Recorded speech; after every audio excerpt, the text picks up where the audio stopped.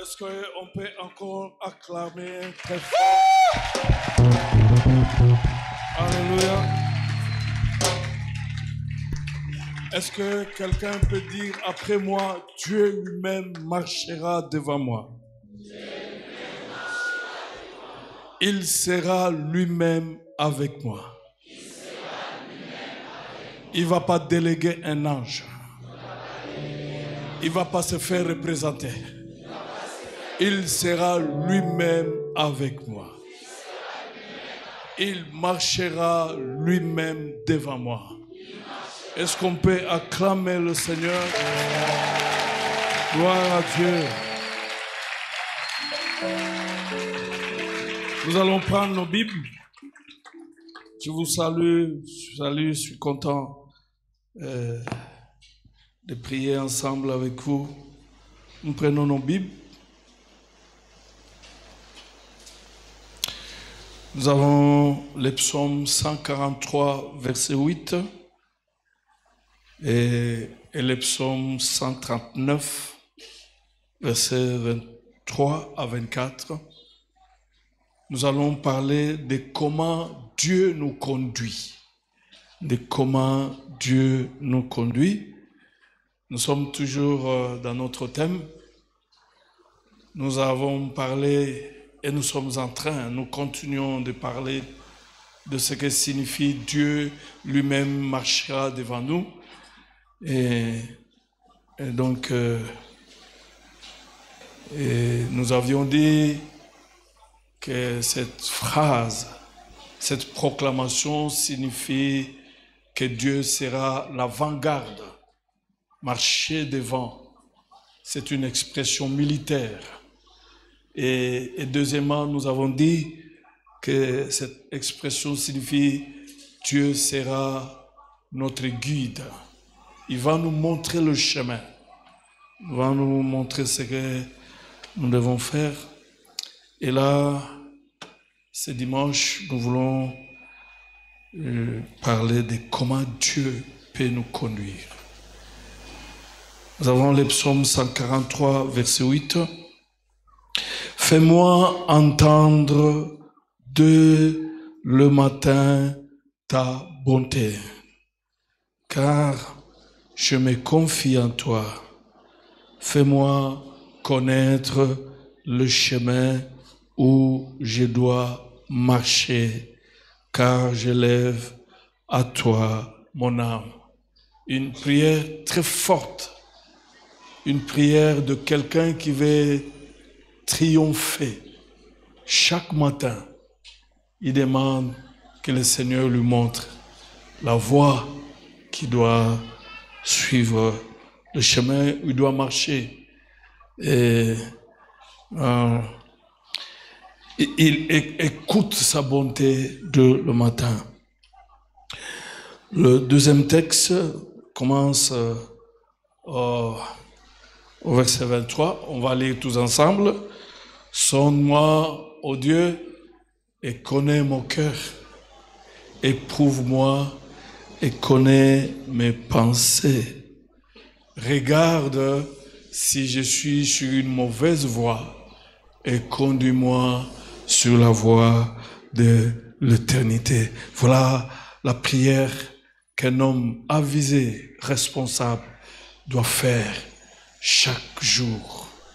Demande au Seigneur de l'évaluer et de le conduire à chaque instant sur la voie, non de la perdition, mais la voie de l'éternité. Est-ce qu'on peut acclamer la parole? Gloire à Dieu. Nous pouvons nous mettre. Il y a peu, nous avons parlé de ce Dieu qui veut nous conduire. C'est Dieu qui veut nous diriger, n'est-ce pas? Mais seulement il nous demande de ne pas être comme un cheval, comme un mulet. Un mulet, c'est un têtu. Et un cheval, c'est un têtu. Il dit, je vais t'instruire, je vais, n'est-ce pas, je vais te montrer le chemin que tu dois suivre, mais ne sois pas comme un cheval, comme un mulet. Et d'ailleurs, nous avons vu dans Ésaïe 48, 17 à 19, il dit, moi je t'instruis pour ton bien. Et si tu étais attentif, ton bien-être serait comme les sables de la mer. Il y a des gens qui ont l'impression qu'ils ont échoué dans la vie. Et des fois, ils attribuent cela à Dieu. Des fois, ils attribuent cela, n'est-ce pas, et à leurs oncles. Mais la grande partie revient à toi. C'est toi qui n'étais pas attentif aux instructions de l'Éternel des armées. Dieu veut te conduire. Je prends juste un exemple. Vous savez, quand vous voulez prendre un vol, vous entrez, vous ne connaissez pas le pilote. Des fois, vous ne le voyez pas. Pour les quelques rares fois que j'ai voyagé, je ne connaissais même pas les pilotes, je ne l'avais même pas vu. Mais vous avez confiance à ces pilotes que vous ne connaissez pas. Et vous avez confiance qu'il va vous amener jusqu'à Paris, jusqu'à New York. Et combien, à plus forte raison, que cette année, toi et moi, nous devions avoir confiance en Dieu qui veut nous conduire parce que nous le connaissons, qu'il est un Dieu très bon, qu'il est un Dieu puissant, capable, qui est un Dieu miséricordieux, un Dieu qui aime ton bonheur. Combien nous ne devions pas avoir confiance à ces dieux-là qui nous conduisent. Je me rappelle, il y a longtemps, depuis que j'ai conduit, un jour, j'ai fait des histoires. Et maman pasteur est sorti du véhicule parce qu'il avait peur. Et depuis ce jour-là, il n'est plus entré dans mon véhicule. Il a décidé que, bon, s'il veut aller mourir, qu'il va mourir. Mais moi, j'ai encore le temps de vivre et de prendre soin de mes enfants. Donc, il n'est plus entré dans mon véhicule. Mais vous avez quelqu'un qui sait conduire. Il s'appelle Jésus. Et il va vous diriger à un endroit très rassuré. Il ne commet jamais d'erreur. Il ne vient jamais en retard. Il sait bien là où il t'amène. Ah, il faut lui faire confiance. Et le premier moyen que Dieu utilise pour nous diriger, il nous dirige par sa parole. Ne soyez pas surpris de voir qu'à l'église, quand on chante, on adore, les gens chantent, ils adorent, mais quand c'est la prédication, le sommeil vient. Ça vient d'où? Pour qu'on n'entende pas, afin qu'on ne soit pas béni. Combien de fois j'ai été déçu de poser la question, n'est-ce pas, à des paroissiens, mais comment était le culte?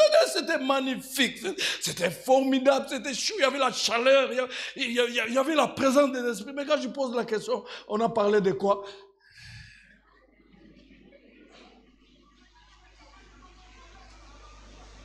Parce que le diable connaît la place de la parole de Dieu. Et il sait que si vous êtes en contact avec la parole de Dieu, vous avez tout. Il n'aura plus les moyens pour vous vaincre. La parole de Dieu, c'est la principale. Ce ne sont pas les paroles du pasteur, de l'apôtre, des bishops, de qui que ce soit, mais c'est la parole de Dieu. Parole de Dieu. Très importante.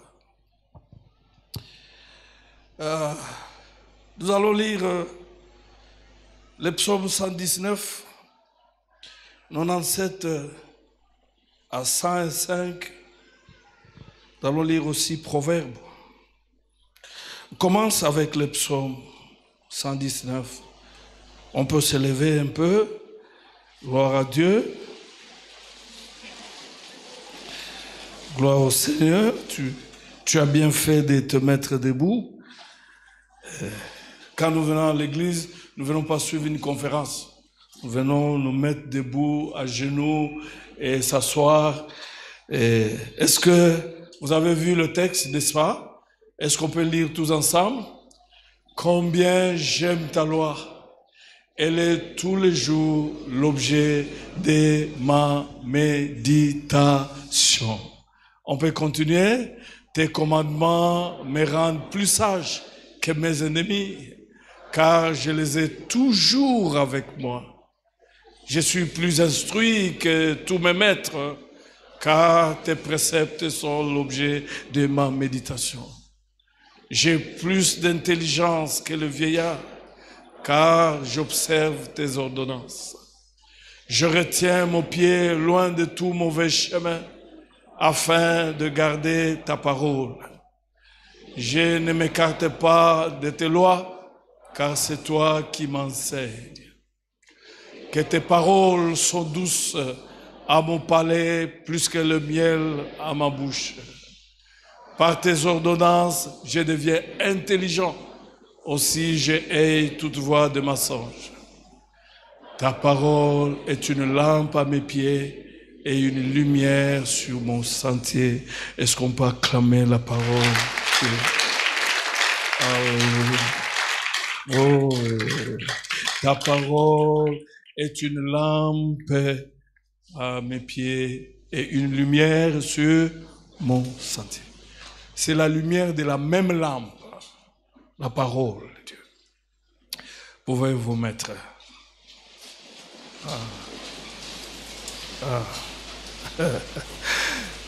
Qui a médité ce matin la parole? Pouvez-vous lever là où vous vous trouvez? Voilà. C'est ça l'église au Congo. Au deuxième culte, nous sommes à peu près 1600. Voilà le nombre des gens qui ont médité la parole ce matin. Les autres attendent les miracles et les prophéties. Voyez-vous, pouvez vous asseoir, je vous remercie. C'est ce qui a détruit l'Église. La parole de Dieu est incontournable. Si vous voulez être puissant dans la vie chrétienne, vous voulez être capable, vous voulez relever le défi dans votre vie, c'est la parole de Dieu. La parole. Et nous voyons David dire que je médite ta parole, c'est l'objet de ma méditation chaque jour. Et non seulement je médite, je mémorise cette parole. Et ce qui fait que je suis plus sage que mes ennemis. Je suis plus sage, plus intelligent que ceux qui me haïssent. C'est ta parole, la parole.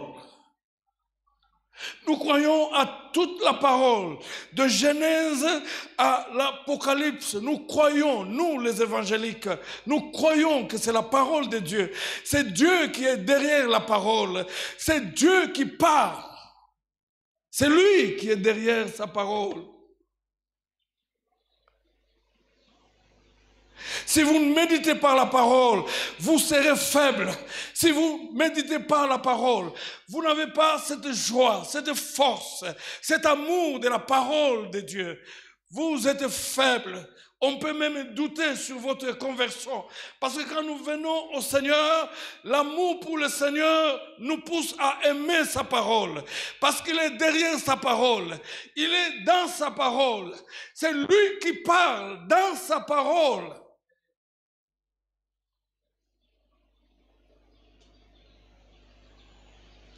Un des tests de notre croissance spirituelle, c'est l'amour que nous avons de sa parole. La parole. Et David pouvait dire, je suis plus sage, je suis plus intelligent que même mes maîtres. Je suis plus sage, plus intelligent à cause de ta parole. Parce que chaque jour, ta parole me montre ce que je dois faire et ce que je ne dois pas faire, ta parole.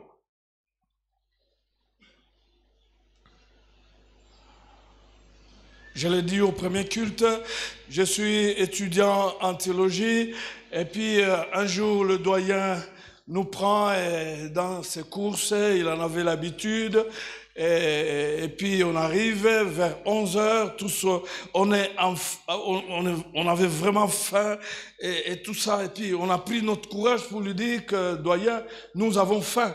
Il a dit mais mes chers frères, moi aussi j'ai faim mais je fais un engagement avec Dieu que je ne peux pas manger si je n'ai pas encore mangé la parole de Dieu. Alors, chacun maintenant commençait à regarder l'autre si effectivement il a mangé la parole de Dieu avant de se retrouver au centre-ville. Et nous sommes tués jusqu'à ce qu'il s'est retiré dans un coin. Il a médité avec nous. Bon, enfin, c'est lui qui avait l'argent pour acheter tout ce dont nous avons besoin. Alors, quand nous avons fait la méditation forcée avec lui. Et après, il a acheté les histoires et nous avons mangé. Tu peux être pasteur, mais être faible dans la méditation de la parole de Dieu. Tu peux être quelqu'un, n'est-ce pas, qui a fait longtemps à l'église, mais tu ne médites pas la parole de Dieu. Et quand tu ne médites pas la parole de Dieu, tu es faible, tu es inutile, parce que c'est la parole de Dieu qui te donne la force. La Bible dit que même quand ils étaient en difficulté, il envoya sa parole. Et sa parole le guérit. C'est quand nous sommes en face de la parole de Dieu que nous avons tout.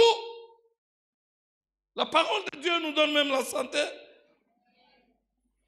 La parole de Dieu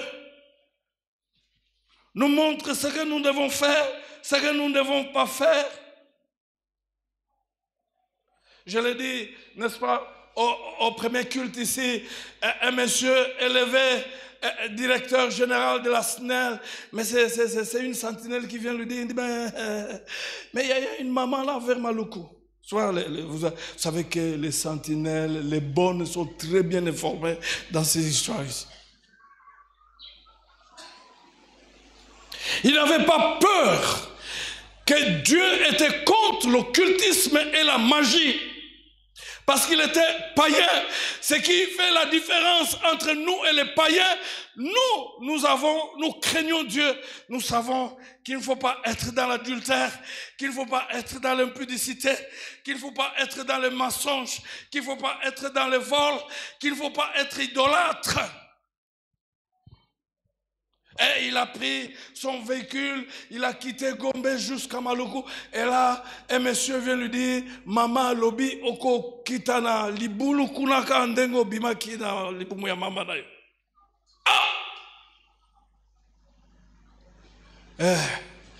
Tu l'as tout enlevé, laissé dans le véhicule.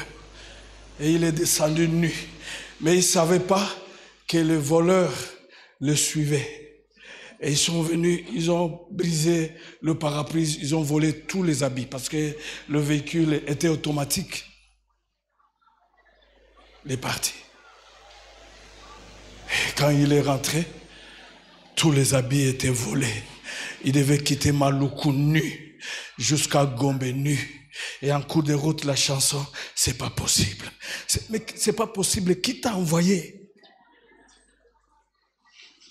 Il y a des choses inutiles qui se passent. Il est seulement parti pour garder son poste. La Bible déclare que l'élévation ne vient ni de l'Est ni de l'Ouest. L'élévation vient de l'Éternel. Quand Dieu t'a élevé, il va garder ton poste. Tu n'as pas à te déranger. Quand Dieu te bénit, il protège ta bénédiction. Tu n'as pas besoin d'avoir à aller rencontrer quelqu'un pour qu'il te donne des choses et garder ton poste. Dieu Tout-Puissant est capable de garder ton poste. Il t'a gardé à l'université. Il t'a trouvé de l'emploi. Il ne manquera pas de moyens pour garder ton poste s'il t'a élevé. Et c'est quand tu crains l'Éternel. Et la crainte de l'Éternel vient quand nous méditons la parole de Dieu et nous la mettons en pratique. Je l'ai dit au premier culte que les amis dans le pays communiste, oh, c'était dur. Nous tendons vers des moments difficiles, chers frères. Plus le retour du Christ approche, plus les moments deviennent très difficiles. L'injustice devient comme une denrée. Où les gens vous proposent n'importe quoi. Et ils étaient là, il fallait le lavage de cerveau. Et chaque jour, ils devaient parler même à 100 reprises. Dieu n'existait pas. Mais ils disent, gloire à Dieu, parce que nous, non seulement on méditait la parole de Dieu quand nous n'étions pas en prison, mais on mémorisait aussi la parole de Dieu. Il y a eu lavage de cerveau, mais pas lavage de cœur. La parole de Dieu était là.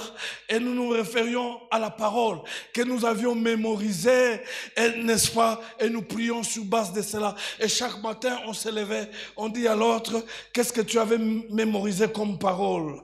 Comme parole. Et il cite le verset. Et on médite sur ces versets. C'est ce qui s'est passé pendant tous les temps où ils étaient en prison. Les moments difficiles arrivent, où on saura qui est le vrai chrétien, qui ne l'est pas. Aujourd'hui, même dans cette église ce matin, on ne le saura jamais. Tous nous sommes chrétiens. Mais c'est quand les moments difficiles arrivent que finalement on arrive à discerner le chrétien et le païen. Appuyez votre vie sur la méditation de la parole de Dieu et mettez en pratique la parole de Dieu. Parole de Dieu. Dieu nous conduit par sa parole. Et ne méditez pas par hasard, comme je l'ai dit au premier culte. Le frère avait l'habitude, quand il ferme les yeux, et puis il ouvre et il lit. Et ce jour-là, il ferme les yeux, il ouvre, il dit, il lit là, on a écrit, Judas alla se pendre. Il ferme la Bible les yeux, il ferme encore, il ouvre, et là où là c'est écrit, va toi aussi fais de même. Il ferme. Il y a toutes les méthodes pour méditer la parole de Dieu. Tu peux te donner une discipline de commencer de Genèse jusqu'à l'Apocalypse. Tu peux te donner une discipline de commencer avec l'évangile de Jean qui est plein de miracles, de grandes choses. C'est un évangile de corps à corps. Méditez la parole de Dieu. Mémorisez la parole de Dieu. Et vous savez, quelqu'un a dit que si vous appliquez un principe pendant 6 mois, sans interruption, ça devient la vie, ça devient l'habitude. Commencez aujourd'hui et prenez-en l'habitude. En dehors de la parole de Dieu, il n'y a rien. Même les miracles viennent après la parole de Dieu. Un miracle qui n'a rien à voir avec la parole de Dieu doit vous amener à réfléchir encore. Réfléchir. Nous lisons Proverbe chapitre 4, versets 10 à 15. Nous allons nous lever encore. La parole de Dieu. La parole de Dieu. La parole de Dieu, quand vous lisez, n'est-ce pas, dans Genèse 1, on va vous dire, au commencement était Dieu. Quand vous prenez Jean, chapitre 1er, on va vous dire, au commencement était la parole. Et la parole était avec Dieu. Et la parole était Dieu. Et elle est venue parmi nous. Il n'y a pas Dieu sans parole. Il n'y a pas la parole sans Dieu. Dieu est sa parole. Vous voulez être fort, vous voulez être puissant. Méditer et mémoriser la parole de Dieu, c'est plus que le syllabus du droit public. Je ne sais pas le droit public, Maître Nénette a combien de pages, mais la parole de Dieu est plus que le syllabus du droit public.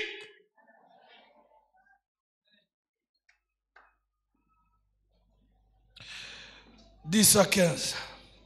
Écoute mon fils, et reçois mes paroles. Ainsi les années de ta vie seront nombreuses. Je t'ai enseigné la voie de la sagesse. Je te conduis sur la route de la droiture. Si tu marches, ton pas ne sera pas gêné. Et si tu cours, tu ne trébucheras pas. Saisis l'instruction, ne lâche pas, retiens-la, car elle est ta vie.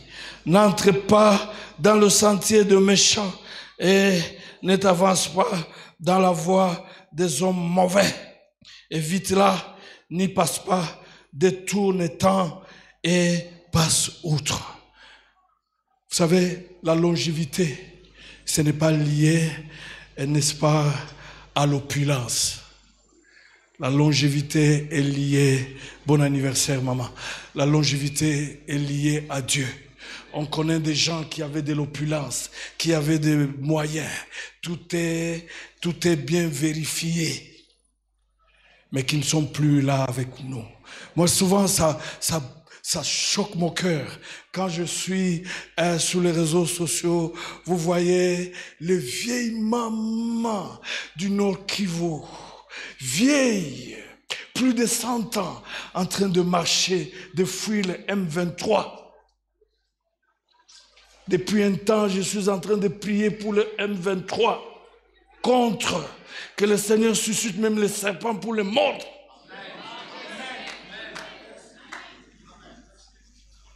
Parce qu'avec les avions, avec le char, nous n'avons pas réussi.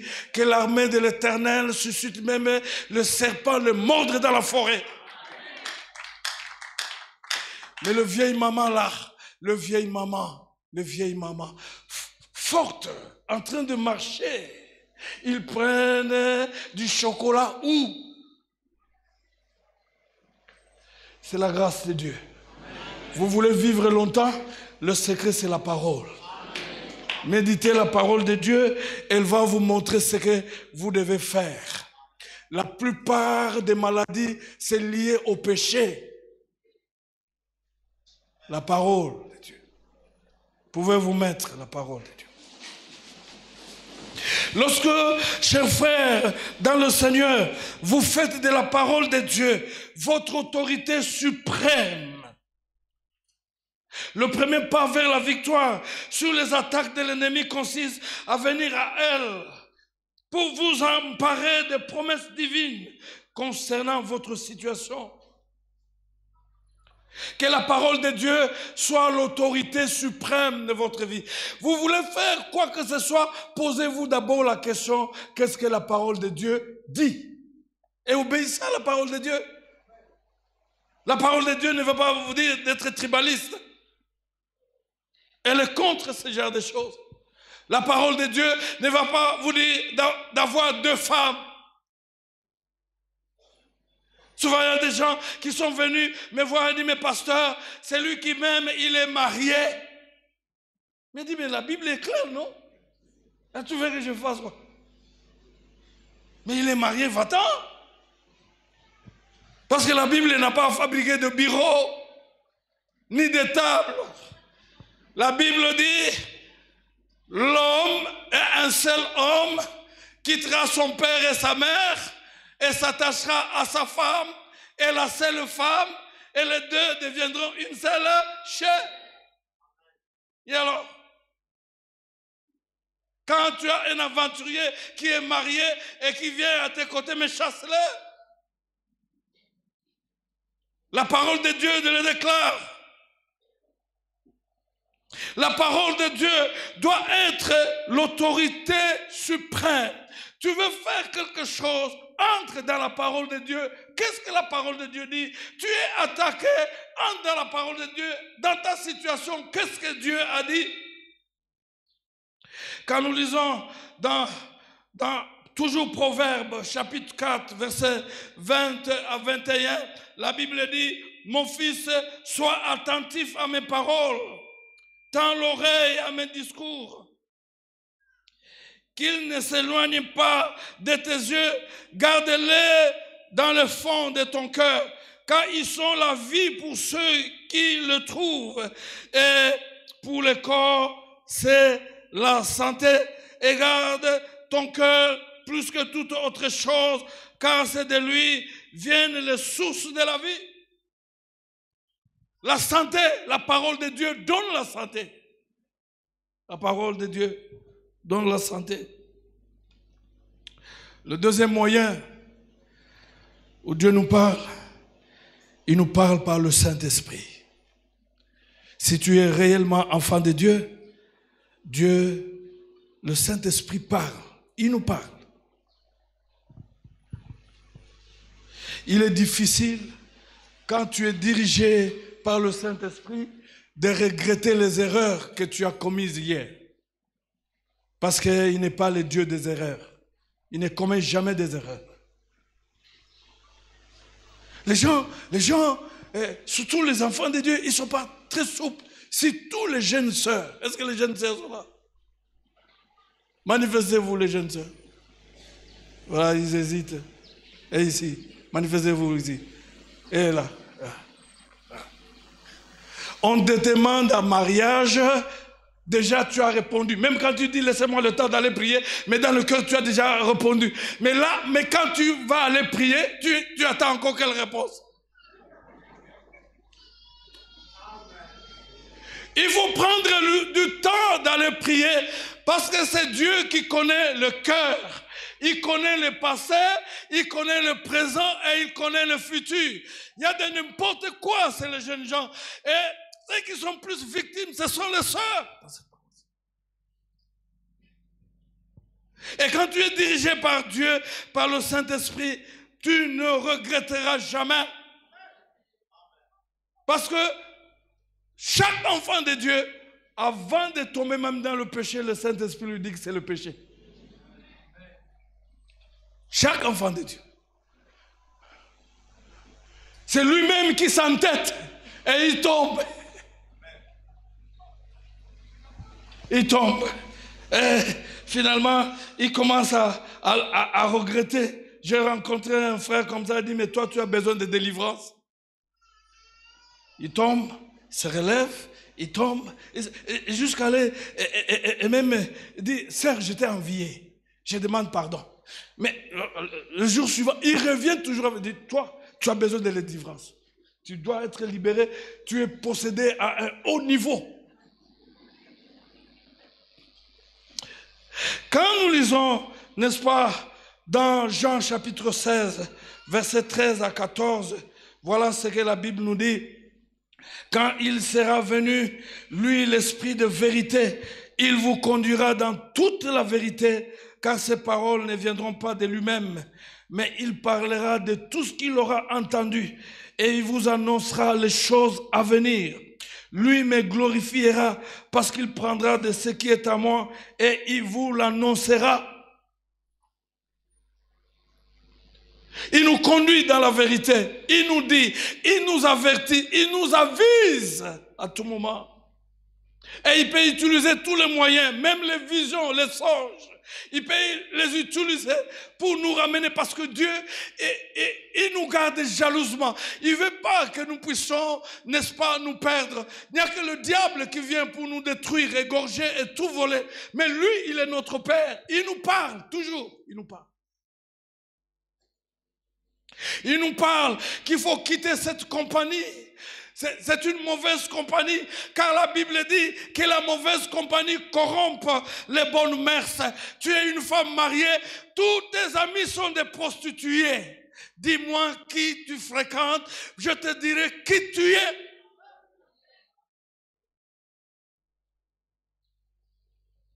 Il dit, il vous conduira dans la vérité. Et la parole de Dieu, c'est la vérité. C'est la vérité. Nous pouvons encore lire Romains chapitre 8, verset 13 à 17. On peut nous balancer ce texte. Et nous allons nous lever, on va lire ce texte. Dieu nous conduit par le Saint-Esprit. Le Saint-Esprit est venu sur terre pour nous conduire, chers frères. Chaque fois que tu veux faire quelque chose, consulte le Saint-Esprit. Tu dis quoi? Toi qui connais le cœur des hommes. Toi qui connais le cœur des méchants. Toi qui sondes même les profondeurs. C'est comme cela que David pouvait prier. Seigneur, sonde-moi. Vois si je suis sur une mauvaise voie. Conduis-moi sur la voie de l'éternité. Aujourd'hui, les chrétiens ne font rarement ce genre de prière. Se laisser conduire par le Saint-Esprit. Tous on est bons. Tous on est capables. Parce qu'on fait le miracle. et on prêche la parole de Dieu. Est-ce qu'on peut lire? Si vous vivez selon la chair, vous mourrez. Mais si vous, par l'esprit, vous faites mourir les actions du corps, vous vivrez. Car tous ceux qui sont conduits par l'Esprit de Dieu sont fils de Dieu. Et vous n'avez point reçu un esprit de servitude pour être encore dans la crainte, mais vous avez reçu un esprit d'adoption par lequel nous crions Abba Père. L'Esprit lui-même rend témoignage à notre esprit que nous sommes enfants de Dieu. Or, si nous sommes enfants, nous sommes aussi héritiers, héritiers de Dieu et co-héritiers de Christ, si toutefois nous souffrons avec lui afin d'être glorifiés avec... Est-ce qu'on peut acclamer la parole? Pouvez-vous mettre? Tout vrai enfant de Dieu a le Saint-Esprit et est conduit par le Saint-Esprit. N'étouffe pas la voix de l'Esprit. N'étouffe pas. Laisse-toi te conduire par le Saint-Esprit. Et quand nous lisons Galates chapitre 5, versets 16 à 25, je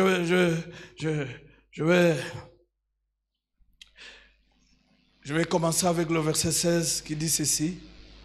Marchez selon le Saint-Esprit et vous n'accomplirez pas le désir de la chair.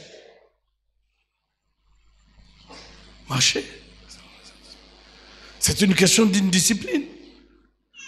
Vous n'accomplirez pas. Et au verset, n'est-ce pas, le verset 25, que si nous vivons par l'Esprit, marchons aussi par le Saint-Esprit. Devenez des amis intimes du Saint-Esprit. Il y a un combat entre le désir de l'esprit et le désir de la chair. Un combat. Et si vous voulez gagner ce combat, et c'est un combat quotidien, c'est un combat de tous les jours, le combat des vrais enfants de Dieu. C'est pourquoi l'apôtre Paul dit, laissez-vous conduire par le Saint-Esprit et vous n'accomplirez pas les œuvres de la chair. Et quand on parle des œuvres de la chair, on parle de la nature pécheresse, on parle des instincts naturels. Dieu répond aux besoins, pas aux instincts. Nous ne sommes pas des animaux pour vivre sur base des instincts.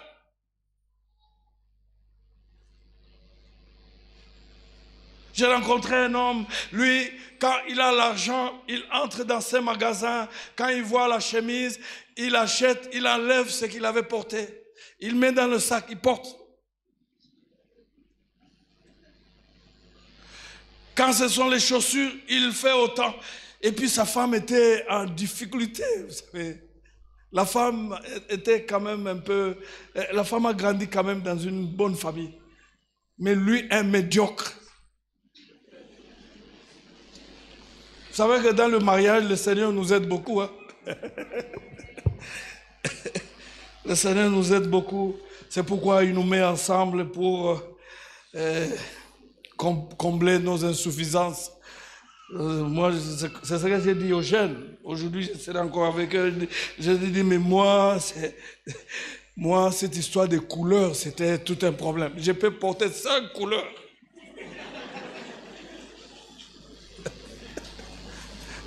Mais celui qui m'a aidé, c'est ma femme. Moi, j'étais le fils d'une sentinelle. Je ne connaissais pas cette histoire de couleurs. Nous, on connaissait seulement l'habit.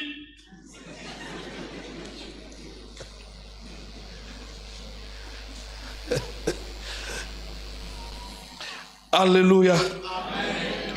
Il y a un combat entre l'esprit et ta chair. Tu n'es pas autorisé de faire tout ce que la chair te demande. Et si tu veux remporter la victoire, soumets-toi à ce que le Saint-Esprit te demande. Amen. Alléluia. Amen. Tu ne vivras pas les œuvres de la chair, même si tu es chrétien. J'en ai rencontré les chrétiens.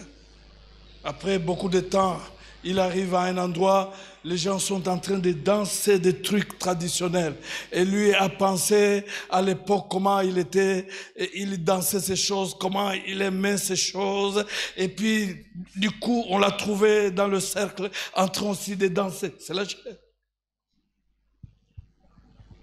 Le Saint-Esprit t'aidera. Et Dieu nous parle par le Saint-Esprit. Qu'est-ce que le Saint-Esprit t'a dit? Quelle est la dernière fois où tu as désobéi à la voix du Saint-Esprit? Quand Dieu nous conduit, nous ne tomberons jamais dans les erreurs que nous regretterons un jour. Quand Dieu nous conduit, il n'y aura pas de surprises désagréables. Quand c'est Dieu qui nous conduit, nous n'allons pas nous perdre. Il connaît le chemin. Il maîtrise les choses. Quand c'est Dieu qui nous conduit, nous n'allons jamais regretter dans notre vie. Levez-vous, nous voulons prier le Seigneur. Je crois que prochainement, je vais revenir, n'est-ce pas, sur les visions, les prophéties et autres. Commence à prier. Quelle est la place de la parole de Dieu pour toi? Il n'y a même pas de place pour la prophétie, parce que la prophétie passera.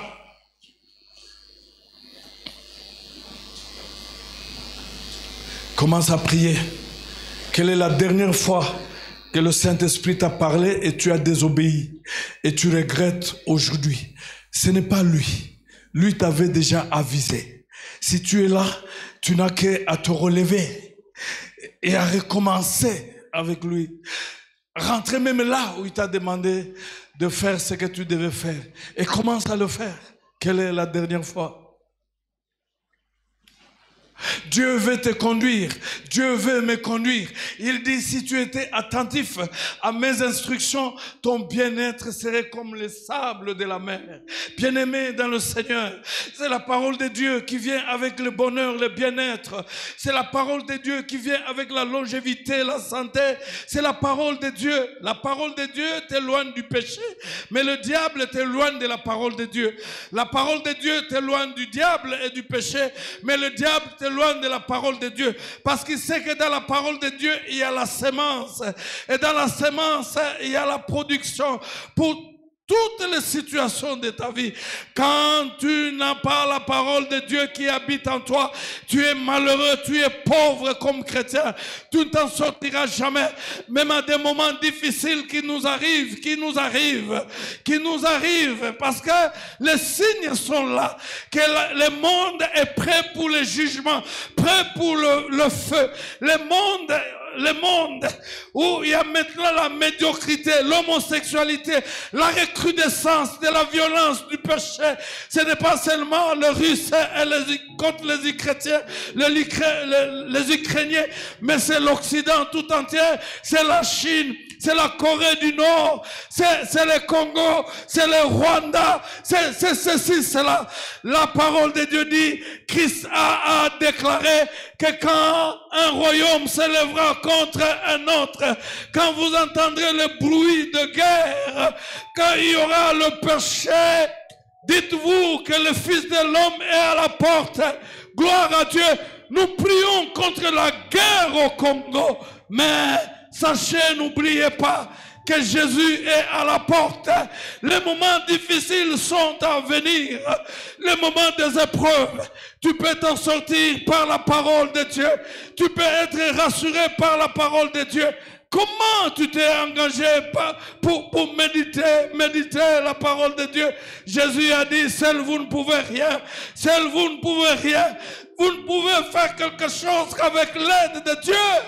Comment tu peux t'en sortir pendant ces moments difficiles et compliqués? Gloire à Dieu. Je prie, je lève ma voix, Seigneur, aide-moi à m'accrocher à ta parole, à mémoriser ta parole, à vivre ta parole, à décider sur base de ta parole.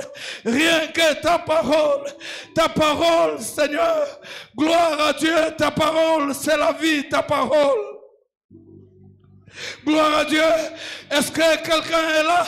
Il peut se décider ce matin que Seigneur, j'ai annulé la voix du Saint-Esprit pendant longtemps. Et voilà, aujourd'hui je regrette.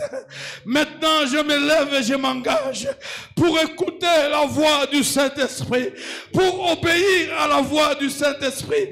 Et j'aurai du succès. Car la Bible déclare, heureux celui qui médite la parole de Dieu chaque jour. Tout ce qu'il fait lui réussit. Dans la parole de Dieu, il y a la réussite. Il est heureux, c'est qui refuse de s'asseoir avec les moqueurs, mais qui prend la décision de méditer la parole de Dieu chaque jour. La Bible promet, tout ce qu'il fait lui réussit. Dans l'obéissance à la parole de Dieu, il y a aussi la réussite. Gloire au Seigneur. Alléluia. Gloire au Seigneur. Levez vos mains. Gloire à Jésus. Alléluia. Rien que la parole de Dieu. Dieu ne fait rien sans sa parole. Il est dans sa parole écrite. Alléluia. Le diable t'éloignera de la parole. Et la parole t'éloignera du diable et du péché.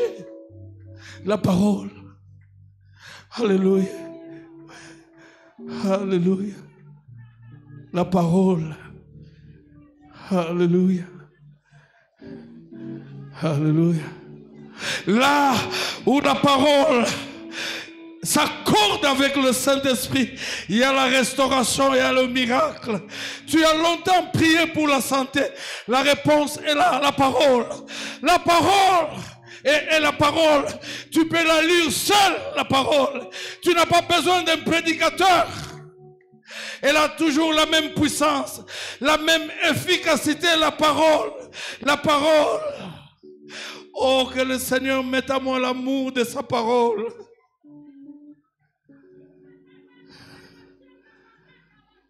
Alléluia. Alléluia. Gloire au Seigneur. Tu es en train de renouveler ton engagement. Gloire au Seigneur. Il a créé ce monde par sa parole. Que le Seigneur te rapproche de sa parole. Dieu nous parle par sa parole. Gloire au Seigneur.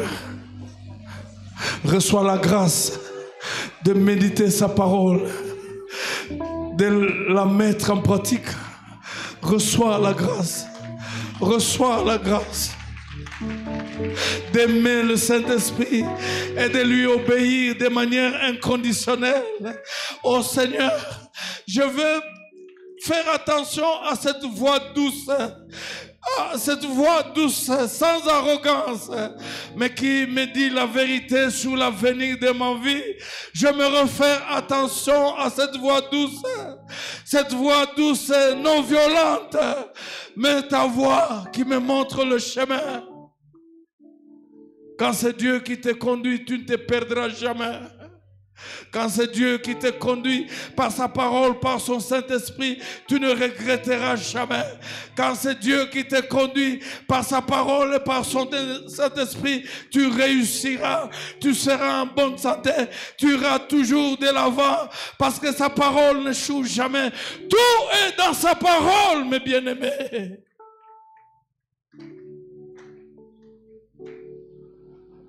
Au nom de Jésus. Amen. Oh. Alléluia, merci. À Dieu soit la gloire par son grand amour. Nous avons besoin dans ce pays des hommes et des femmes intègres qui dirigent ce pays. Nous avons besoin de ce pays. Maîtrise les politiciens véreux, les politiciens inutiles. Maîtrise-le par la parole de Dieu. Vous ne pouvez pas au même moment refuser le glissement et au même moment demander à vos adeptes de ne pas s'enrôler. Mais finalement, vous voulez quoi? Vous voulez autre chose. Cela n'arrivera jamais.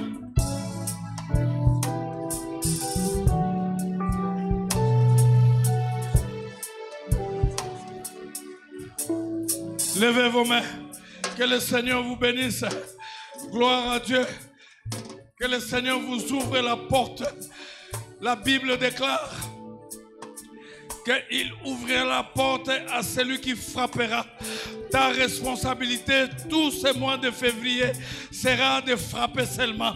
Et ça s'arrête là-bas. La responsabilité de Dieu sera de t'ouvrir la porte. La parole de Dieu déclare: cherchez et tu trouveras. Ta responsabilité, c'est de chercher, c'est de te battre. La responsabilité de Dieu, c'est de faire trouver ce que tu cherches. Tu chercheras, tu trouveras. Gloire au Seigneur. Gloire au Seigneur. La parole de Dieu déclare: demandez et il te sera donné. Ta responsabilité tous ces mois de février, ça ne sera que de demander. Demande sans te fatiguer. Demande le matin, demande à midi, demande le soir sans te fatiguer. Mais la responsabilité de Dieu, c'est de te donner. Qui te donne ce que tu vas demander tous ces mois de février. Que l'Éternel te bénisse. Que l'Éternel te protège. Qui t'accorde une bonne santé, qui te délivre du mal, dans le nom puissant de Jésus, qu'il accomplisse tes vœux, qu'il réalise tes rêves, qu'il fasse en sorte que tu sois heureux. Sois heureux dans le nom puissant de Jésus et sois béni, sois vainqueur et victorieux au nom de Jésus. Amen. Alléluia.